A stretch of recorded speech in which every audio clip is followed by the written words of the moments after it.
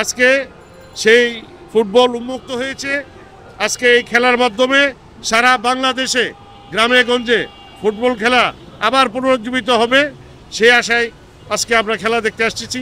আজকে ফুটবল খেলা শুধু বাংলাদেশের মধ্যে সীমাবদ্ধ থাকবে না, বাংলাদেশ বিদেশ সকলে মিলে ফুটবলের একটা প্রাণ চাঞ্চল্য বাংলাদেশে ফিরে আসবে, সেই প্রত্যাশা ব্যক্ত করছে। অ্যাকচুয়ালি ফুটবল নিয়ে আগ্রহ ছিল, হাসিনা সরকার ফুটবলকে ধ্বংস করে দিয়েছিল, যার কারণে এতদিন ফুটবল খেলার প্রতি মানুষের আগ্রহ থাকলেও আগ্রহ ব্যক্ত করতে পারে নাই।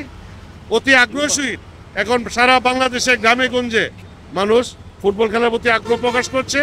আমরাও আগ্রহের সহিত আজকে খেলা দেখতে এসেছি।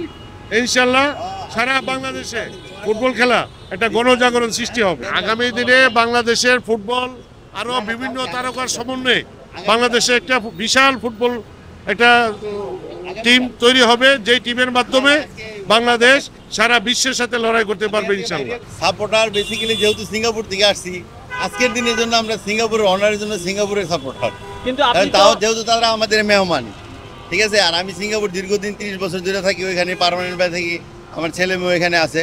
আজকের জন্য আমি সিঙ্গাপুরের সাপোর্টার, কিন্তু বাংলাদেশের জন্য আমার শুভকামনা রইল। আপনি কি শুধু এই খেলা দেখার জন্য বাংলাদেশ জি এসেছেন? জি জি জি। আপনি কবে এসেছেন? আমি আসছি সিঙ্গাপুর টিম যেদিনকে আসছে আর কি, ঈদের দিন রাতে। আবার ফিরবেন কবে? আগামীকাল রাতে। আসলে বেসিক্যালি এটা বিজয়ীটা না, বাংলাদেশে যে একটা সুন্দর খেলার পরিবেশ সৃষ্টি হয়েছে, এটাই আমরা আনন্দিত। আসলে আজকে বিজয় হোক পরাজিত হোক এটা কোনো ব্যাপার না, কিন্তু এই যে উৎফুল্ল স্টেডিয়ামের ভিতরে দেখছেন, এটাই আমরা শান্তি। আজকে বাংলাদেশে বেসিক্যালি সবসময় সম্ভাবনা ছিল, কিন্তু দলীয়করণ কারণে গত লাস্ট যেই হাসিনা ফেসিস সরকার যেভাবে দেশ চালাইছে একবারে ধ্বংস করে দিয়েছে।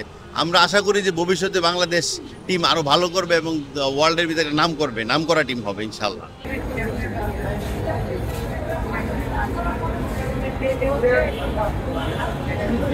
করা হবে